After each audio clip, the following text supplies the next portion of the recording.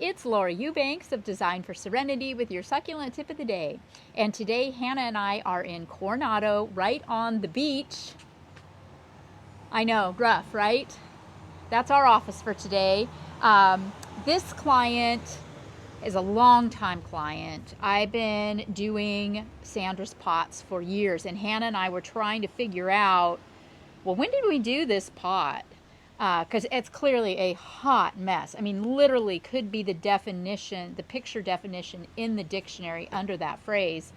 It's been probably 5 years, I would say. And it's so funny, you know, when I look at the plants, we've got the sticks on fire, the lycopodiioides, an aloe, not even sure what this is, a little bit of jade, some Portulacaria aframinima, and of course the dreaded Zwartkoff that go oh so dormant.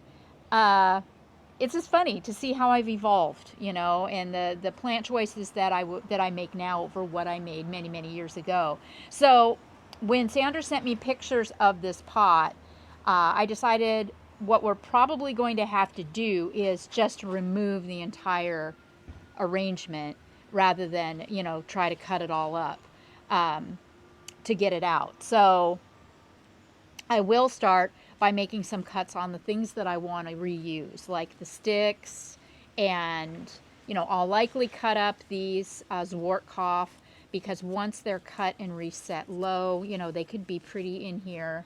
And, you know, there's a few little rubrotinctums. I don't see this lycopodiioides as being salvageable. It is such a mess.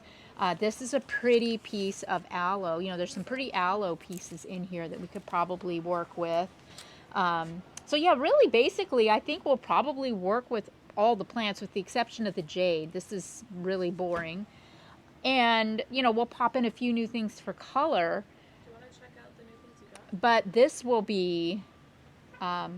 be just a completely fabulously remade collection of plants. Let's go over to the truck and I'll show you the stuff that I got at Oasis to work with. So I went with Greg 2 days ago on our way home from LA, and we stopped at Oasis, and I picked up, you know, my usual suspects, my mint truffles and my, you know, sedum firestorms and my platyphylas and some what I thought were interesting echeveria. I also grabbed this Mangave Tequila Fire because this is a new one for me, and I'm really super obsessed with the Mangave, so I'm really interested to see what this one does. These aren't all for this pot. Hannah and I have a couple additional stops to make today and tomorrow, so I just thought I might as well get, bless you, I might as well just get a bunch of stuff. Remember, one of Laura's favorites, top 10, is this Lucier. This is the Calico, or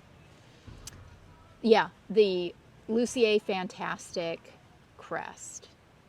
And this was first introduced to me a few years ago as a trial, and I put it in my garden. It is still in my garden today. It still looks amazing. This will color up dramatically in sun. It is not frost tolerant or cold hardy, but it is a beautiful, beautiful landscape plant due to its texture and compact character. So this is one I highly recommend, and Oasis usually has it available all the time. Okay, so, you know, when you are faced with a hot mess such as this, don't be afraid to just dive in. I'm going to make some cuts on this Tiracali. Remember, use caution when working with this plant because that white milky sap is dangerous if it comes in contact with your skin or orifices. So just, you know, use caution with it and all will be well. So that's, you know, that's a pretty decent looking piece. I'll just set that aside, and I'm going to go ahead like I told you, and I'm going to cut up these aloes too, because these aren't bad. I mean, once we get, you know, the dead blooms and we limb up these dead leaves, limb up the dead leaves, see here, these are tough. Yeah, but you get it all cleaned up. And this wound, you know, do we want to harden that off before we reset it? Not here in Southern California, not necessary. If you live in a hostile area, you might want to put this in a cool, dry place until you see a callus form over the wound before you tuck it in to the ground.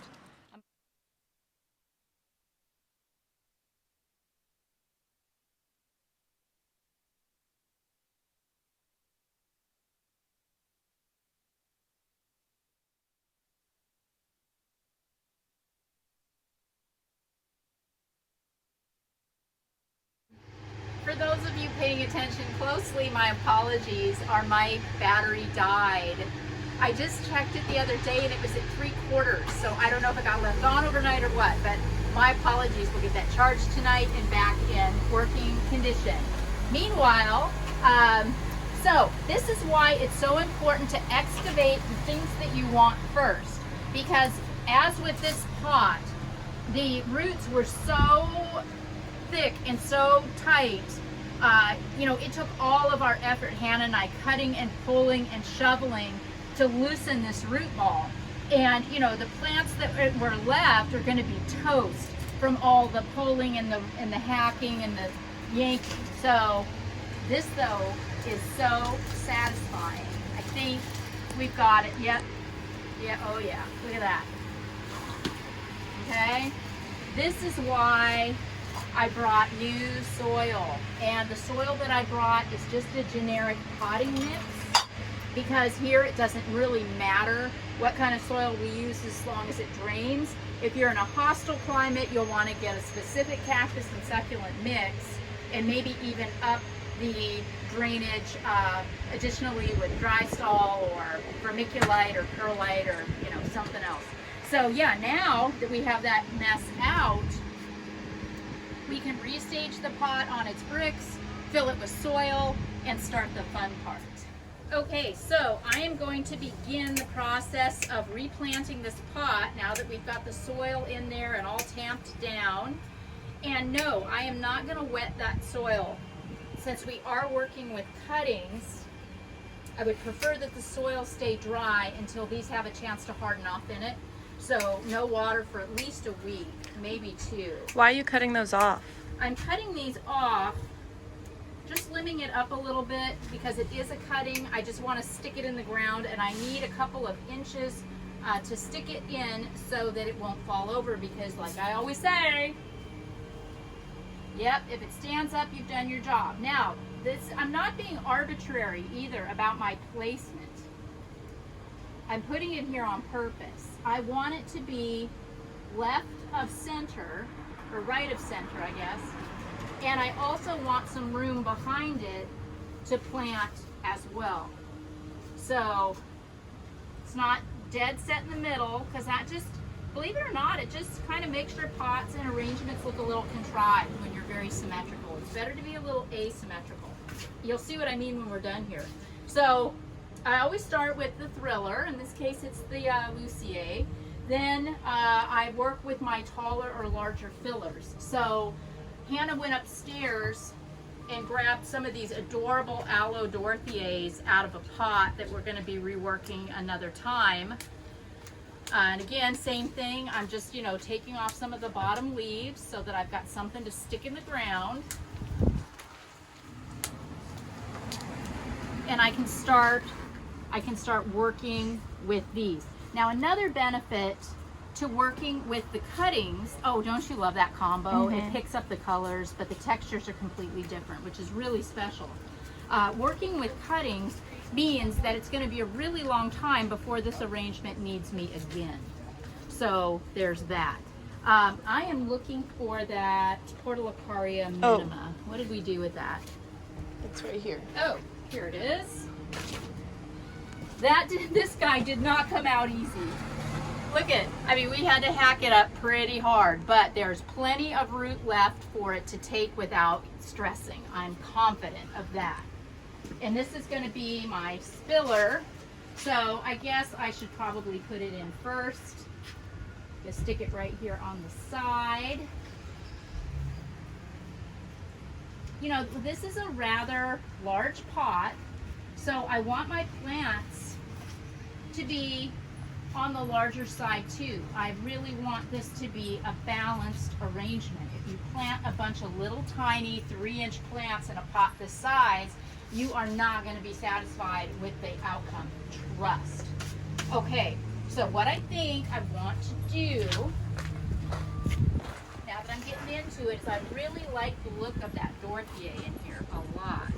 Also, I noticed when I came over today that this pot hadn't been watered, I mean, maybe ever. So, I mean, the beach is, you know, throw a rock and hit it, but still. So, I'm a little hesitant to put a bunch of stuff in there that's going to desiccate from drought. So, I want to make sure that most of the plant material that I choose is going to be fine and actually thrive in drought conditions. Okay, so there's a really big impact already in this pot, isn't there? That looks so cool. Now I'm going to pull in this cotyledon mint truffles. Now, this is another really, really tough filler. Just getting all the detritus out of it.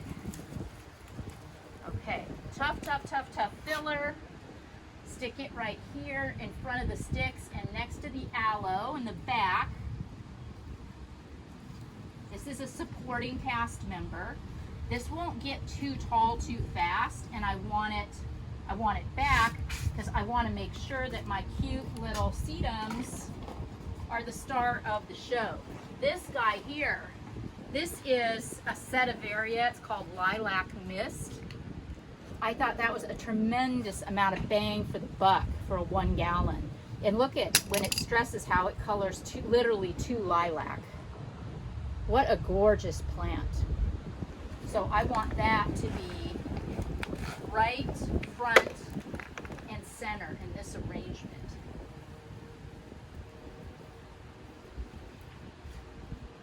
Right? Yeah. So pretty. Okay. Then I'm feeling like a pop of color is in order, so I'm going to go with my Platyphylla. This is the rubra. There's a pink variety and a red variety. I'm going to go with the red. Knock off a bunch of this soil because I don't need it. And then I'm going to cram this in. And succulents love a little good root competition. So don't be afraid, especially in your containers, to pack them in literally like sardines. There I have these Wortkoff Aeonium, and this looks like it might be a Cabernet or a slightly different variety. But these, you know, that went real hard dormant, they're still pretty, aren't they? And if you've got some leggy aeoniums like this, it can be a really great plant to stick in those gaps where you see dirt showing, like so.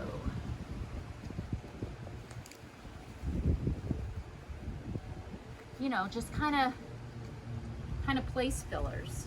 I'm really, really loving the look of this. Okay, now I'm gonna do this little sedum rubritinctum, the little jelly beans. And this plant, you know, this is a pretty plant, but it's not, you know, super gorgeous, no offense, guy, but I want to tuck it back here because this is a 360 degree installation, meaning it's going to be enjoyed from all angles. So it has to look good all the way around. There's no butt on this. So this little guy right here is going to behave beautifully. It's going to spill over the side of the pot in time, kind of work its way through the sticks on fire, and I think just be a real winner right there. Then I'm going to take another one of those little aloe cuttings, and I'm going to put it right here because I really like the look of that from this perspective very, very much. Then the only area that I have left to deal with is still pretty front and center, and I still have some really cool plants. So I'm going to go with, actually, let's see. You know what? I'm going to take this one out of here going to go with this Echeveria. I think it's an Eche. Yeah, Dark Moon instead. Let's see how this looks. That's cool. Yeah. See, that just looks better to me anyway. A little more intentional, a little more expensive, a little more interesting. And, you know, the Echeveria, unless you're really, really lucky, these are, you know, here I consider them long-term annuals. I don't expect this to be in her collection. I don't expect her to hand this down to her grandchildren one day. These tend to lose their luster after a couple of years anyway, so we might as well put it front and center right now where it can be enjoyed and appreciated. Now, I still have this area right here, and I have to make a decision now. I have to decide, am I going to blow this out and do Disneyland, or is this going to be a little bit more restrained? Am I going to follow a theme with this? What I'm getting at basically is, do I pull in the sedum, the yellow sedum, or do I stick with a more muted color palette? And knowing this client, and again, this is subjective. There's no right or wrong. We don't need to vote on it. It's just a question of taste. And this client really has a very sophisticated design palette that tends toward being a bit on the conservative side. So I think she is going to appreciate me repeating colors more than she is a rainbow kind of effect. So I'm just going to take this Platyphylla, and this is the pink one that I was talking about earlier, and I'm going to fill in my gaps with that. I was gonna say the yellow sedum would have also picked up the yellow in the sticks, but I get what you're saying. Yeah, Hannah says that the yellow sedum would have picked up the yellow in the sticks on fire, which isn't wrong, but it was just The understory. Lump, Yeah, you know, exactly. It was a big bang, and I just think she is going to appreciate a more dialed in looking arrangement. So that still leaves me with a little bit of space around here on the side. So this is a spot where I can tuck in another aloe. You know, in 5 years I'll probably be back here with you guys trying to remember when we did this, as the aloes root and take over this pot the way they did before. It's just so amazing to me, you know, the circle of life and how we can recycle these plants so effectively and start them over. Okay, I'm just picking off some of the ugly there. Okay, and then this I can stick in right here to fill in that spot.